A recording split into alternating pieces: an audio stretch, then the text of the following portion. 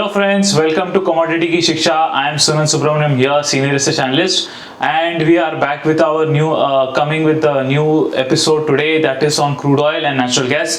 इसके पहले हमने काफी सारे कमोडिटीज को कवर किए. मैंने सबसे पहले एनसीडेक्स के कमोडिटीज के कवर किए थे, टॉप 10 लिक्विड कमोडिटीज, और अभी हम लोग M6 के सेक्शन में आ गए हैं जहाँ पे हम टॉप 10 लिक्विड कमोडिटीज के बारे में बात करेंगे जो M6 में ट्रेड होते हैं.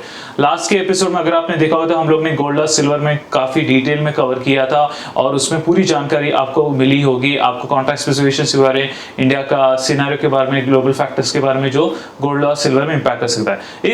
इस एपिसोड में हम ये फोकस करने वाले हैं कि क्रूड ऑयल और नेचुरल गैस में इंपैक्ट क्या होता है. यहाँ पे हम जानना चाहेंगे कि क्रूड ऑयल और नेचुरल गैस दोनों एक ऐसा कमोडिटीज है जो M6 में लिस्टेड है और उसका ट्रेडिंग हाई वॉल्यूम्स में किया जाता है और यहाँ पे काफी अच्छा वॉलेटिलिटी है जिसमें बहुत स्ट्रॉन्ग मोमेंटम देखने को मिल सकता है दोनों की तरफ, अपसाइड हो या डाउनसाइड मार्केट्स. तो crude oil and natural gas इस वीक का टॉपिक है and we are moving ahead with that topic for today. सबसे पहले मैं बात करना चाहता हूं क्रूड ऑयल के बारे में. क्रूड ऑयल हमें इंडिया में कहते हैं कच्चे तेल, हिंदी में कच्चे तेल कहते हैं, जो हम इंपोर्ट करते हैं, ज्यादातर इंपोर्ट करते हैं, जिसे रिफाइन करके डिस्टिलिन बनता है, डिस्टिल से गैसोलीन बनता है और गैसोलीन ऑयल जो होता है उसे पेट्रोल और डीजल में कन्वर्ट करता है. तो क्रूड ऑयल हमारे लिए इंडिया में बहुत डे टू डे बेसिस पे, ट्रैवलिंग बेसिस हो या इंडस्ट्रियल बेसिस में काफी इंपॉर्टेंस है और हमें उसके भाव का बहुत मायने रखता है because it is required for us on a day to day basis. तो सिंस गैसोलीन और पेट्रोल डीजल की हमारी बहुत डिमांड रहती है इंडिया में, तो उसी तरीके से क्रूड ऑयल का भी काफी अच्छा इंपोर्ट होता है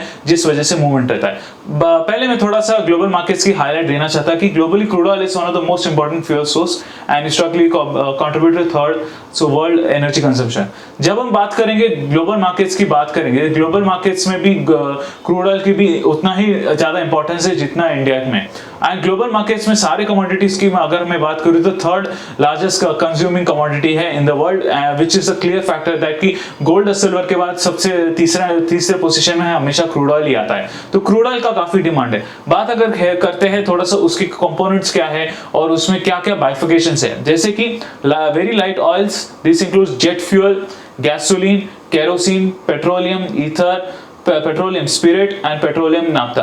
ये सब बाइफर्केशंस है क्रूड ऑयल के जो डिफरेंट क्वालिटीज और डिफरेंट कंपोनेंट्स एंड डेंसिटी के साथ मिलता है. क्रूड ऑयल की जब बात होती है तो उसे डेंसिटी के थ्रू वे करते हैं. जब भी आप पेट्रोल पंप पे जाओगे तो आपको एक लीटर पेट्रोल का जो डेंसिटी वैल्यू है वो भी आपको मिल जाएगा. तो उसी तरीके से क्रूड ऑयल का भी डेंसिटी का वैल्यू भी के अकॉर्डिंगली उसके कई सारे बाइफर्केशंस है. तो गैसोलीन जो है मेजरली पेट्रोल डीजल पे आता है. जेट फ्यूल जो एयरप्लेन्स में यूज किया जाता है, चाहे वो कमर्शियल प्लेन्स हो या एयरफोर्स प्लेन्स हो, वहां पे यूज किया जाता है. केरोसिन तो नॉर्मल कुकिंग के लिए होता है और बाकी जो कंपोनेंट्स है पेट्रोलियम वाले वो इंडस्ट्रीज में यूज होते हैं. इंडस्ट्रीज में ज्यादातर ये इससे यूज होता है कि वहां पे बेस मेटल्स जैसे कमोडिटीज या फिर मैन्युफैक्चरिंग सेक्टर्स में होते हैं, वहां पे वो यूज होता है. तो इससे क्या फायदा होता है कि जो क्रूड ऑयल है वो फंक्शनिंग प्रोसेस के लिए वो काम आता है, जिससे वो फाइनल प्रोडक्ट निकल आता है, चाहे वो बेस मेटल्स हो या चाहे वो फिनिश प्रोडक्ट हो किसी भी कमोडिटी का.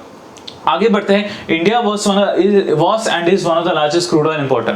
ये was की बात हो रही थी, लेकिन मैं अभी भी ये कहना चाहता हूँ कि 2019 तक India was third largest importer in the world after US and China. तो US and China के बाद सबसे largest importer in the world है इंडिया और आज भी 2021 में इंडिया सबसे largest one of the third largest importer in the world.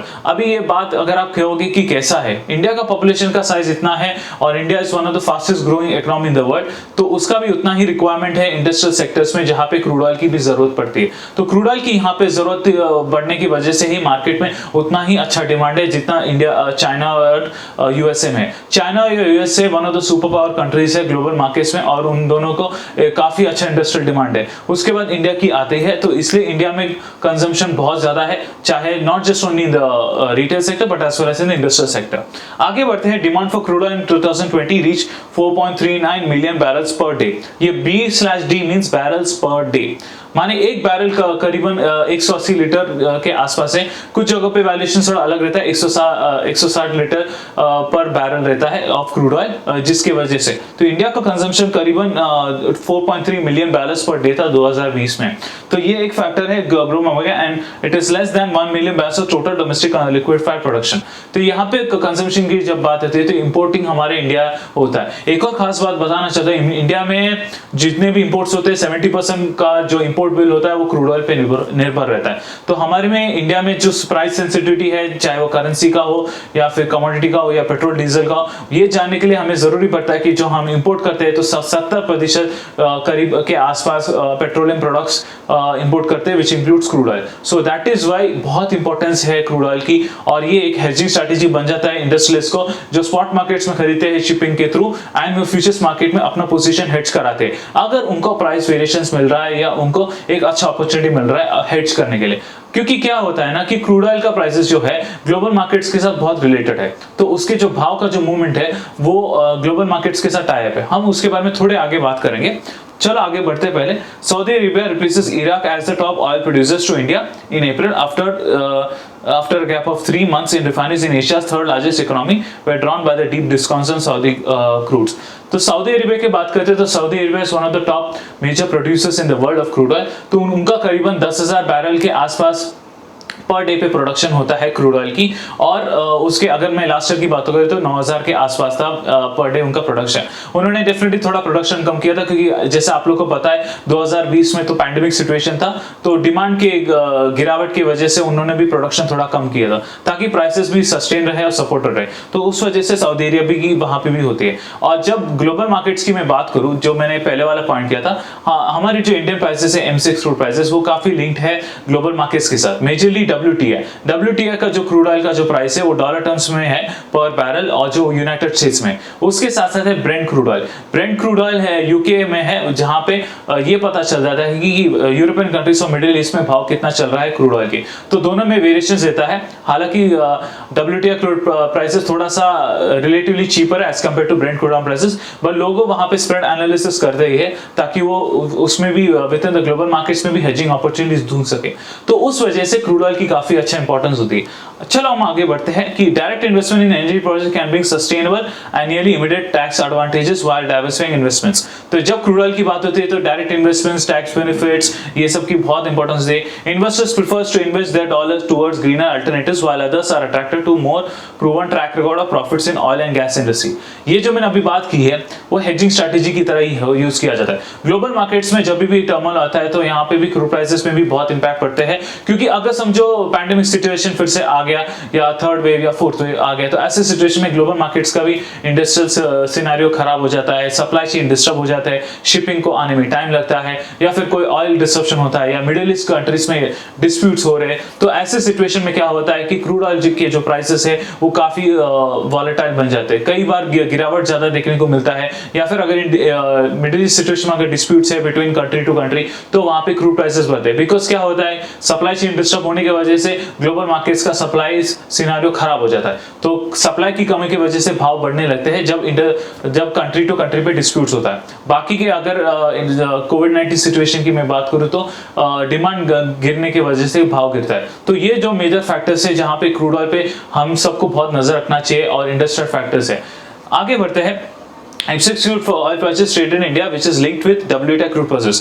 मैंने ये बात ऑलरेडी कर लिया है, WTI crude prices के साथ इंडिया के crude prices के साथ लिंक्ड है, तो वहां पे जो ग्लोबल मार्केट्स का इवेंट है तो उसके साथ उसका इंपैक्ट पड़ता है। हम इसके बारे में थोड़ा सा कॉन्ट्रैक्ट स्पेसिफिकेशन के टाइम में कवर करेंगे, तो अभी के लिए हम इसे आगे के लिए छोड़ देते हैं। Another way to trade to day-to-day activities is through fund that trades on stock exchanges such as United States Oil Fund, US and crude ETFs। तो क्रूड ETFs यूनाइटेड स्टेट्स में काफी फेमस है गोल्ड के and silver ETF के साथ, जिसमें काफी अच्छा मोमेंटम देखने को मिलता है। तो यूनाइटेड स्टेट्स ऑयल फंड में भी वहां पर है, because United states is one of the top producers also in the global markets and top importers of crude oil. तो उन लोग का है टॉप प्रोड्यूसर्स की मैं जब उसकी मैं यूएस की मैं जैसे बात करूंगी तो क्या होता है ना कि यूनाइटेड स्टेट्स में भी शेल ऑयल प्रोडक्शन होता है क्रूड ऑयल की, जिसका डिमांड है वहां पे उनके डोमेस्टिक मार्केट्स में, और वो लोग वही क्रूड ऑयल एक्सपोर्ट करते हैं इंटरनेशनल मार्केट्स में। तो उसका भी काफी अच्छा डिमांड है ग्लोबल मार्केट्स में, जिस वजह से वो लोग साल भर साल पे प्रोडक्शन का लेवल्स बढ़ाते रहते हैं। You can also profit by falling prices entering into futures contract। तो जब falling prices में भी आप futures contract में भी फायदा उठा सकते हो, आप क्या कर सकते हो, स्पॉट में खरीद के futures में बेच सकते हो। तो उससे क्या होता है, आपका hedging strategy बिल्डअप हो जाता है, और जो है वो जो मेजर प्राइस डिफरेंसेस है वो आप उसका फायदा उठाते हो। ये एक बेसिक स्ट्रेटेजी है जहां पे आप उठा सकते हो। और वहां पे है हमारे जो M6 क्रूड ऑयल प्राइसेस है वो करीबन उसका लॉट साइज है 100 रुपीज, तो पर लॉट साइज पे वो ट्रेडिंग होता है। वो हम थोड़ा सा कॉन्ट्रैक्ट स्पेसिफिकेशंस में बात करते हैं। चलो हम आगे बढ़ते हैं। Major producers of crude oil, जैसे मैंने ऑलरेडी बात किया तो सऊदी अरेबिया के मैंने बात कर ही लिया ओपेक मेजर कंट्रीज में। तो ओपेक के जो मेजर प्रोड्यूसर्स है वो है Iraq, Iran, Kuwait, UAE, Libya, Nigeria और अदर नेशंस में मेजरली वेनेजुएला आता है, जो छोटे मोटे कंट्रीज है जैसे अल्जीरिया, वो लोग छोटे मात्रों पे ऑयल प्रोड्यूस करते हैं। लेकिन जब बात अगर ग्लोबल मार्केट्स की यहाँ पे करें तो Saudi Arabia is the king. जैसे मैंने लास्ट ईयर में बात किया, पैंडेमिक की वजह से करीबन 9000 बैरल्स पर डे ही डेली प्रोड्यूसिंग होता था। इसके पहले वाले साल में करीबन 10,000 के आसपास होता था। तो ये क्रिटिकल फैक्टर था। तो हम ये जानना चाहते हैं कि क्रूड ऑयल का इंपैक्ट ओपेक पे कैसे गिरता है। जो टॉप प्रोड्यूसर्स होते हैं वो ऑलमोस्ट 50, यहाँ पे ऑलमोस्ट 40% वो कवर करते हैं यहाँ पे, और जो अदर नेशन है वो छोटे अमाउंट है, और टोटल ओपेक का जो प्रोडक्शन है वो यहाँ पे कवर होता है। माने ऑलमोस्ट टॉप प्रोड्यूसर से ऑलमोस्ट 80% कवर करता है, नॉट 50% बट 80%। तो 80% का जो मेजर प्रोडक्शन है टॉप प्रोड्यूसर्स होते हैं। तो जो मैंने बात की यहाँ पे टॉप प्रोड्यूसर्स की, यहाँ पे Saudi Arabia, Iraq, Iran, Kuwait, UAE, Libya, इनका मेजर कॉन्ट्रीब्यूशन ऑलमोस्ट 80% रहता है, 80% ऑफ द टोटल प्रोडक्शन। तो टोटल प्रोडक्शन समझो लास्ट ईयर का 25,645 barrels thousand barrels per day था। तो वो उसमें से 22,396 टॉप प्रोड्यूसिंग कंट्रीज, माने ये वाले टॉप प्रोड्यूसिंग कंट्रीज में फिट होते हैं। बाकी जो होते हैं अदर नेशंस होते हैं। तो अदर नेशंस का कंट्रीब्यूशन बहुत छोटे मायने में रहता है, जैसे कि वेनेजुएला हालांकि पहले हुआ करता था टॉप प्रोड्यूसर्स में, लेकिन क्या हो गया तो उनकी जो टर्मोइल सिचुएशन और जियोपॉलिटिकल सिचुएशन की वजह से उनका ऑयल प्रोडक्शन गिर गया। तो इस वजह से यहाँ पे ओपेक मेंबर कंट्रीज के जो मैंने लिस्ट था मैंने उनको इंक्लूड नहीं किया, उनको मैंने अदर नेशंस की कैटेगरी में डाल दिया। तो ये था सोफा क्रूड ऑयल के बारे में। क्रूड ऑयल के एक जाने से पहले मैं यहाँ पे सबसे इंपॉर्टेंट बात करना चाहता क्रूड ऑयल स्पेसिफिकेशंस के बारे में। ये जानना बहुत जरूरी है, बिकॉज हमने जितने भी बात की थी एक जनरल समरी क्रूड ऑयल के बारे में बात की थी। अब हम कॉन्ट्रैक्ट स्पेसिफिकेशंस में आना चाहते हैं। जब आप फ्यूचर्स मार्केट में ट्रेडिंग करना चाहोगे, तो हेजिंग स्ट्रैटेजी हो या कैलेंडर स्प्रेड स्ट्रैटेजी हो या स्पेकुलेशन हो या इन्वेस्टमेंट स्ट्रैटेजी, तो यहाँ पर आपको ये सब जानना बहुत जरूरी है कि सिंबल क्या है। सिंबल क्रूड ऑयल है, crude oil MMYY means month और ईयर। तो यहाँ पे समझो अगस्त कॉन्ट्रैक्ट फॉर एग्जांपल हाइपोथेटिकली चालू है, तो अगस्त कॉन्ट्रैक्ट 2021 रहेगा। तो यहाँ पे तो contracts are available as per the contract launch calendar as per, and contract size would be there. Contract start of the day as per the launch calendar and last trading day would be also there as per the launch calendar. तो यहाँ पे भी usually last trading day करीबन उसके launch calendar के accordingly रहता है। ज्यादातर यहाँ पे भी 19-20 तारीख को हो जाता है क्रूड ऑयल में। आगे बढ़ते हैं Monday trading periods, Monday to Friday. जब हम मार्केट्स की बात करते हैं, इसके पहले जितने भी कमोडिटीज हमने कवर किया तो Monday to Friday trading basis होता है। तो फ्राइडे ट्रेडिंग बेसिस पे ही चलता है 9 AM to 11:30 PM। ये वाला पार्ट में आपको जो मैंने पहले कवर करने वाला, तो मैं उसके बारे में अभी बात करूंगा। वो है बेसिकली 9 AM to 11:30 PM या 11:55 PM। 11:30 AM तक क्यों रात तक ट्रेड होता है, बेसिकली इज बिकॉज दैट हमारा जो क्रूड ऑयल प्राइसेस है, जो WTI क्रूड प्राइसेस यूएस के साथ लिंक्ड अप है। तो उस वजह से क्या होता है कि शाम के कारोबार में भी कई बार ऐसे ग्लोबल मार्केट्स के इवेंट आते हैं, जिस वजह से हमें ये जानना जरूरी होता है कि मार्केट्स में, ग्लोबल मार्केट्स में चल क्या रहा है। तो उसका रिफ्लेक्शन हमें क्रूड ऑयल में भी देखने को मिलता है। तो दैट इज वाई वो ट्रेड होता है 11:30 बजे रात तक। तो ग्लोबल इवेंट्स हो, जियोपॉलिटिकल फैक्टर्स हो, इकोनॉमिक डेटा हो, इंडस्ट्रियल ग्रोथ रेट हो, या जो भी फैक्टर्स आते हैं वो हमें सेकंड हाफ में ज्यादा देखते हैं। तो इस वजह से क्रूड ऑयल का जो M6 क्रूड ऑयल प्राइसेस का एक्टिविटी वो ज्यादा एक्टिव है when we talk about the evening session. 11:55 तक कब रहता है, वो ज्यादातर विंटर सीजन में रहता है। हालांकि उस टाइम पे वहां पे ट्रेडिंग्स कम हो जाते हैं क्योंकि उनके क्रिसमस ईव चालू रहते, तो उस टाइम पे वो लोग 11:55 PM, तो विंटर सीजन में 11:55 PM तक रहता है। नॉर्मल ड्यूरेशन के टाइम में 11:30 बजे तक ट्रेडिंग हुआ करता है। आगे बढ़ते हैं हम ट्रेडिंग यूनिट 100 बैरल्स। तो माने अगर आप 1 यूनिट ऑफ क्रूड ऑयल खरीदना चाहते हो, 1 लॉट खरीदना चाहते हो, आपको 100 बैरल्स के आसपास मिलेगा। माने आपका लॉट साइज 100 रुपए रहेगा, और जो आपको मूवमेंट रहेगा 1 रुपए के मूवमेंट पे आपको 100 रुपीज का प्रॉफिट एंड लॉस अकॉर्डिंगली आपको मिलेगा। तो ये जानना बहुत जरूरी है। जो प्राइस कोटेशन है पर बैरल है वो ये तो सिंपल एंड स्ट्रेट फॉरवर्ड है। अगर आपको प्राइस आपको देखने को मिल रहा है करीबन 5,000 रुपए का बैरल चल रहा है, 5,100 के आसपास जो अभी ट्रेड हो रहा है, वो पर बैरल है जो ट्रेडिंग होता है। मैक्सिमम ऑर्डर साइज 10,000 बैरल्स, एक टाइम पे आप 10,000 बैरल्स ही उठा सकते हो। टिक साइज 1 रुपी, मैंने ऑलरेडी बात कर ली। 1 रुपी पे अगर आपका मूवमेंट होता है तो आपको 100 rupees profit and loss accordingly आपको मिलेगा, क्योंकि उसके लॉट साइज के अकॉर्डिंगली उसके प्रॉफिट्स आपको मिलता है। चलो हम आगे बढ़ते हैं क्रूड ऑयल के बारे में। इनिशियल मार्जिन 10% है। ये जानना बहुत जरूरी है हर ट्रेडर्स को, क्योंकि 10% मार्जिन से ही पता चलता है कि कितना आप इन्वेस्ट कर पाओगे। मार्जिन कभी कभार बढ़ता भी है घटता भी है based on the exchange regulations and circulars. तो एक्सचेंज को अगर एडिशनल मार्जिन लगाना हो या special margin, exponential loss margin या एक्सट्रीम लॉस मार्जिन, तो वो लोग सर्कुलर के माध्यम से वो पहले से नोटिफिकेशन देते हैं कि आने वाले 2 दिन के बाद यहाँ पे मार्जिन बढ़ने वाला है। ये मार्जिन बढ़ना घटाना बहुत जरूरी पड़ता है to control the volatility in the market. So that is why they do that. Extreme loss margin की भी मिनिमम 1% लगाए जाते हैं। एक्सट्रीम लॉस में एकदम स्लम्प हो गया, जैसे लास्ट टाइम क्रूड ऑयल में हुआ था, तो क्रूड ऑयल में एकदम नेगेटिव बेसिस पे चला गया था WTI क्रूड प्राइसेस और इंडियन क्रूड प्राइसेस, तो उस वजह से काफी नुकसान हुआ था कई सारे ट्रेडर्स को। तो इस वजह से यहाँ पर भी मार्जिन का बहुत कंट्रीब्यूशन होता है। ये भी जानना बहुत जरूरी है बिकॉज मार्केट्स में मूवमेंट उसके अकॉर्डिंगली भी होता है। आगे बढ़ते हैं, एडिशनल फैक्टर्स भी, एडिशनल वॉलेटिलिटी ये मैंने ऑलरेडी कवर कर लिया। मैक्सिमम अलाउएबल 4,80,000 और 5% of market wide open position which is higher in all crude oil. तो यहाँ पर भी कई सारे इंपॉर्टेंट फैक्टर्स हैं। क्वालिटी स्पेसिफिकेशंस की मैं बात करूं तो for members quality all 48 lakh barrels और more 20% on the market wide open positions and whichever is higher is all in the crude oil complex combined together। तो ये सब सारी इंपॉर्टेंट चीजें हैं, ये सब जानना जरूरी है। मैं हर चीज में रीड नहीं करना चाहता हूँ, ये आपको स्क्रीन में सब कुछ मिल जाएगा, ये आप देख सकते हो, पॉज करके भी आप देख सकते हो समझने के लिए। और यहाँ पे ये सब है। मैं इंपॉर्टेंट फाइल बताना चाहता हूँ यहाँ पे डिलीवरी लॉजिक। तो contract will be settled in cash. हालांकि आप लोग खरीदारी बाइंग पोजीशन बना सकते हो फ्यूचर्स मार्केट में, लेकिन आपको सेटलमेंट कैश बेसिस पे ही होगा। ये जानना बहुत जरूरी है, आपको बैरल बेसिस पे नहीं मिलेगा। तो बिकॉज ये इंपॉर्टेंट पॉइंट था, इसलिए मैंने सोचा ये कवर कर लूं यहाँ पे। और कॉन्ट्रैक्ट बेसिस यहाँ पे कैश बेसिस पे ही होता है। तो जो भी आपके प्रॉफिट एंड लॉस है at the expiry of the contract पे आपको मिल जाते हैं और आपके अकाउंट में ट्रांसफर हो जाते हैं। लेकिन यहाँ पे कंपल्सरी डिलीवरी जैसा कंसेप्ट नहीं है जो हमने पहले वाले कमोडिटीज में देखा था, खासकर एग्री कमोडिटीज में।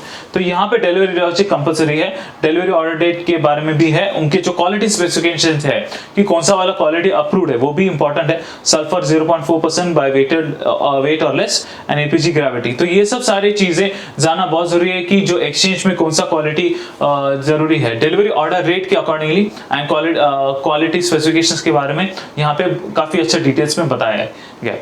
चलो हम आगे बढ़ते हैं अभी और पार्ट्स पे। अब हम बात करेंगे नेचुरल गैस में। सो फार मैंने बात कर लिया क्रूड ऑयल के बारे में, अब हम आ गए नेचुरल गैस में। नेचुरल गैस भी एनर्जी सेक्टर में काफी कंट्रीब्यूशन है, तो वहां पर भी काफी अच्छा इंपॉर्टेंस है, इंडिया में भी और यूनाइटेड स्टेट्स में भी। तो यूनाइटेड स्टेट्स में भी कैसे वेदर के अकॉर्डिंगली मूवमेंट देता है, तो इंडिया में नेचुरल गैस के में भी काफी अच्छा इंपॉर्टेंस है। तो economic related increase in consumption can be particularly strong in industrial sector which is where natural gas is used. मैं हर चीज रीड नहीं करना चाहता, बट मैं इंपॉर्टेंट पॉइंट्स बताना चाहता हूं कि नेचुरल गैस ऐसा कमोडिटी है कि जो यूनाइटेड स्टेट्स के साथ जो मूवमेंट होता है वो उसका रिफ्लेक्शन इंडिया में आता है। माने अगर यूनाइटेड स्टेट्स में गैस का प्रोडक्शन ज्यादा होता है तो यूजुअली इंडिया में भाव गिरता है, इन्वेंटरीज बढ़ता है तो भाव गिरता है। Crude oil and natural gas में दोनों इन्वेंटरीज हर वीक आता है, जिसके वजह से भाव का मूवमेंट देखने को मिल सकता है वीक ऑन वीक बेसिस पे, जिस वजह से prices can go up and come down. If for example if inventories start declining, so the prices are expected to rise, and when inventories start increasing, the prices are expected to fall based on the general terms. There can be other factors such as demand and supply, उसको कैसे square of करके round of करता है उसके accordingly prices का movement देखने को मिलता है। जब हम नेचुरल गैस की बात करेंगे तो नेचुरल गैस में भी कैसा है कि नेचुरल गैस में मूवमेंट अपसाइड भी देखने को मिल सकता है, डाउनसाइड भी देखने को मिल सकता है। यहाँ पे अगर समझो यूएस का वेदर कंडीशंस अच्छा हो, फेवरेबल हो, तो वहां पे पावर सेक्टर्स में काफी अच्छा डिमांड रहता है। तो समझो समर सीजन चल रहा है तो पावर सीजन में काफी अच्छा डिमांड रहता है एयर कंडीशनर से, जिस वजह से नेचुरल गैस का कंजम्पशन बढ़ता है। उसके साथ साथ residential sector, commercial sector, industrial sector में भी नेचुरल गैस यूज किया जाता है, जिस वजह से पावर सेक्टर में भी डिमांड होता है। सबसे highest power sector demand natural gas में कब होता है? विंटर सीजन में, क्योंकि उसका जो tropical position, latitude and longitude position United States का देखते हुए वहां पे winters are much more severe as compare to summers. तो सीवियर वेदर कंडीशंस के वजह से नेचुरल गैस का जो मूवमेंट है वो ज्यादा मूवमेंट हम लोग को विंटर सीजन में देखना होता है, क्योंकि वहां पे नेचुरल गैस का जो कंजम्पशन है वो हीटर्स में यूज होता है। तो हीटर्स में यूज होने की वजह से उसका डिमांड उतना ही बढ़ता है। तो डिमांड उतना बढ़ने से नेचुरल गैस का प्राइसेस इवेंचुअली राइज करता है और इन्वेंटरीज डिक्लाइन होता है। तो ये इंपॉर्टेंट फायदा है। It is non renewable hydrocarbon source used also in energy for heating, cooking oil and electricity generation. तो कमर्शियल सेक्टर में भी यूज होता है, इलेक्ट्रिसिटी जनरेशन के लिए भी यूज होता है। ये ऑलरेडी मैंने कहा, depend on amount of sulphur components present natural gas are classified as sweet dry, sour dry, sweet wet gas and sour wet gas. तो sour wet gas, sweet wet gas, ये सब सारे एक बाइफर्केशन होते हैं, तो उसके अकॉर्डिंगली नेचुरल गैस का प्रोडक्शन होता है एंड वो सब यूज होता है। जैसे मैंने अभी बताया कि industrial sector, commercial sector, residential sector, power sector, तो अलग अलग सेक्टर्स में काफी उसका अलग अलग क्वालिटी स्पेसिफिकेशंस के हिसाब से होते हैं। Natural gas major source is electricity generation through the use of gas turbulence and steam turbulence. Gas turbulence and steam turbulence से मेजरली इलेक्ट्रिसिटी सेक्टर्स में यूज होता है, पावर सेक्टर। इसका इंपैक्ट इंडिया में भी कैसा पड़ता है? इंडिया में थोड़ा सा हटके है। India happens to be an agrarian economy since almost 5000 years. तो नेचुरल गैस का जो मेजर कंजम्पशन होता है वो फर्टिलाइजर सेक्टर में होता है। नेचुरल गैस फर्टिलाइजर्स प्रोड्यूस करने में जो इंडस्ट्रीज में जाते हैं वहां पे नेचुरल गैस यूज ज्यादा होता है। उसके बाद आता है पावर सेक्टर्स। तो पावर सेक्टर्स में समर सीजन हो या विंटर सीजन में, तो वहां पे depending on the geographical locations के अकॉर्डिंगली तो डिमांड बढ़ता है, घटता है। तो it plays a very important role when we talk about natural gas. तो नेचुरल गैस का ये काफी इंपॉर्टेंट है। फर्टिलाइजर सेक्टर जैसे आप लोगों को पता है, मानसून सीजन में खरीफ सोइंग होता है, विंटर सीजन में रबी सोइंग होता है, समर सीजन में कुछ कमोडिटीज का सोइंग होता है। तो उस वजह से फर्टिलाइजर की जरूरत पड़ती है और वो फर्टिलाइजर प्रोड्यूस करने के लिए भी नेचुरल गैस की भी इंडस्ट्रीज में यूज होता है, जिस वजह से मार्केट में उसका भी डिमांड बढ़ता है। हालांकि इंडिया का इंपैक्ट ज्यादा उतना पड़ता नहीं, because it is still on a lower place, but US के मार्केट्स में जो भी मूवमेंट हो रहा है वो एक इंपॉर्टेंट फैक्टर गिरता है। मैं आपको एक और चीज दिखाना चाहता हूँ कि यूएस वेदर, इसे कहते हैं यूएस वेदर, जो month on month, week on week basis या 7 to 10 डेज या 15 डेज में भी ये यूएस सीपीसी के सोर्स में तो आपको मिलेगा। नेचुरल गैस का वेदर मैंने अभी रिसेंट सिनेरियो को देखा कि अगस्त मंथ में यहाँ पे वेदर कंडीशन देखो काफी वार्म है। वार्म इसलिए है क्योंकि अभी समर सीजन चल रहा है, पीक समर सीजन। कुछ जगह पे ठंडी का मौसम है, यहाँ पे अलास्का रीजन में ठंडी का। तो अलास्का रीजन लैटिट्यूड और लॉन्गिट्यूड पोजीशन पे एकदम आर्टिक सर्कल के पास है। तो आर्टिक सर्कल के होने के बाद में यहाँ पे जो ठंडी वेदर है, यहाँ पे हीटर्स का बहुत ज्यादा डिमांड रहेगा as compare to USA. USA में गर्मी का सीजन चल रहा है, गर्मी की वजह से पावर सेक्टर्स में ज्यादा डिमांड रहता है और इस वजह से एयर कंडीशनर में ज्यादा डिमांड रहता है। तो इस वजह से मार्केट में मूवमेंट अकॉर्डिंगली आपको मिलेगा। एंड नेचुरल गैस में weather conditions play a very important role in determining the supply and demand. तो inventory, supply, demand, export, import जानने के लिए यूएस का वेदर हमें स्टडी करना बहुत जरूरी है जब भी नेचुरल गैस प्राइसेस की बात करेंगे। आगे बढ़ते हैं कॉन्ट्रैक्ट स्पेसिफिकेशंस के बारे में। नेचुरल गैस में MCX में लिस्टेड है और natural gas month on year in year basis पे होता है और यह as per the contract calendar यहाँ पे majorly start of the day and trading of the day होता है। तो हर मंथ के यूजुअली होता है, हर मंथ पे भी यूजुअली कॉन्ट्रैक्ट चालू हो जाता है। तो वो एक फैक्टर है, maximum 3 months at any point of time. तो 3 months से कभी एक कॉन्ट्रैक्ट जो रहता है कभी 3 months तक रहता है, चाहे वो क्रूड ऑयल हो या नेचुरल गैस में। तो एक इंपॉर्टेंट पॉइंट है। Trading period Monday to Friday ही रहता है। तो वहां पे 5 days वर्किंग सिस्टम रहता है और यहाँ पे 11 AM to 11:30, 9 AM to 11:30 and 11:55। जैसे क्रूड ऑयल की बात होती है तो सिंस यूएस मार्केट के साथ लिंक्ड है तो इवनिंग सेशन में काफी अच्छा मूवमेंट देखने होता है, वॉलेटिलिटी मूवमेंट देखने होता है, जिस वजह से वॉल्यूम सबसे ज्यादा रहता है इवनिंग सेशन में। तो नेचुरल गैस में यूएस मार्केट्स में क्या चल रहा है या यूरोपियन कंट्रीज में कितनी डिमांड बढ़ रही है, इंपोर्ट कितने कर रहे हैं, तो उस वजह से नेचुरल गैस प्राइसेस का मूवमेंट हमें शाम के कारोबार में ज्यादा देखने को मिलता है। उसके साथ साथ एक इंपॉर्टेंट पॉइंट ये जाना जरूरी है कि दोनों crude oil and natural gas का इन्वेंटरी वीकली बेसिस पे पब्लिश होता है, वो भी इवनिंग सेशन में। तो लोग और ट्रेडर्स लोग काफी ध्यान रखते हैं उस कमोडिटी पे, इन्वेंटरी का सिनेरियो कैसा है। नेचुरल गैस का कैसा है कि सीजनल बेसिस पे राइज होता है, सीजनल बेसिस पे गिरता है। ज्यादातर कैसा होता है कि विंटर सीजन में इन्वेंटरी ज्यादा गिरते हैं बिकॉज डिमांड ज्यादा रहता है नेचुरल गैस की, तो इन्वेंटरीज में भी कंजम्पशन हो जाता है। समर सीजन में रिलेटिवली कम डिमांड रहता है एज कम्पेयर टू विंटर, जिस वजह से ग्रेजुअल बेसिस पे राइज होता है नेचुरल गैस का। तो ये जाना बहुत जरूरी था और ये सब ट्रेडिंग फैक्टर्स है। कोटेशन प्राइस है MMBTU, तो billion cubic feet, million cubic feet वो होता है। गैस एक ऐसा कंपोनेंट है जो आप टनीस या लिक्विड बेसिस पे आप वे नहीं कर सकते, लीटर्स में वे नहीं कर सकते। तो गैस को कैसे वे करते हैं, क्यूबिक फीट की तरह, कितना प्रेशर होता है उस पे, तो प्रेशर के अकॉर्डिंगली उस पे गैस का वेटेज होता है, जिस वजह से यहाँ पे उसका कोटेशन ऐसा है। तो मैक्सिमम ऑर्डर साइज 60,000 है MMBTU का और टिक साइज से 10 पैसे का। हालांकि नेचुरल गैस का मूवमेंट 1 रुपए से काफी कम है, लेकिन उसमें भी काफी अच्छा वॉलेटिलिटी देखने को मिलता है एंड उसका काफी स्ट्रॉन्ग मोमेंटम होता है। तो ये जाना बहुत जरूरी था। आगे बढ़ते हैं इनिशियल मार्जिन। क्रूड ऑयल की तरह 10% है, और एक्सचेंज का अगर सर्कुलर आ जाता है तो वहां पे भी अच्छा मूवमेंट देखने को मिलता है, और एक्सचेंज कभी कभार बढ़ाता भी है, घटाता भी है। और in case of extreme volatility तो एक्सट्रीम लॉस मार्जिन भी होता है, एडिशनल मार्जिन भी होता है, एक्सट्रीम लॉस मार्जिन होता है। तो ये सब बहुत इंपॉर्टेंट फैक्टर है। Additional cases volatility, additional margin, ये सब भी लगाए जाते हैं जो इंपॉर्टेंट है आउटस्टैंडिंग पोजीशंस में। कभी कभार ये तभी होता है जब मार्केट एक्सट्रीम वॉलेटाइल हो जाता है, तो उस वजह से यहाँ पे इंपैक्ट पड़ता है। तो ये था यहाँ पे। और कॉन्ट्रैक्ट की इंपॉर्टेंट पॉइंट है यहाँ पे कि क्वालिटी स्पेसिफिकेशंस के बारे में बात किया है कि कैसा FERC अप्रूव टैरिफ जो है सर्बाइन पाइपलाइन कंपनी का, वो है जो यूनाइटेड स्टेट्स बेस्ड है, उसके अकॉर्डिंगली अप्रूव होता है। तो ये सब इंपॉर्टेंट पॉइंट्स हैं। और आखिर में मेन इंपॉर्टेंट पॉइंट था, मुझे बताना था कैश सेटलमेंट के बारे में। नेचुरल गैस तो हम उसका फिजिकल डिलीवरी तो ले नहीं सकते, तो उसका मेजरली कैश सेटलमेंट होता है। जो भी आप हेजिंग स्ट्रैटेजी यूज कर रहे हो, अगर आप इंडस्ट्रियलिस्ट हो तो आपको कैश सेटलमेंट में ही होगा, जो एक इंपॉर्टेंट फैक्टर प्ले करता है। तो ये था इस वीक का, हम लोग ने क्रूड ऑयल और नेचुरल गैस के बारे में कवर किया था। आई होप आप लोग को ये बहुत इंफॉर्मेटिव लगा था, और मैं आपसे डेफिनेटली रिक्वेस्ट करूंगा कि हमारे चैनल को सब्सक्राइब करें, do like share subscribe channel. And अगर आपको कोई भी क्वेरीज हो crude oil and natural gas में, तो आप कमेंट सेक्शन में बताइए।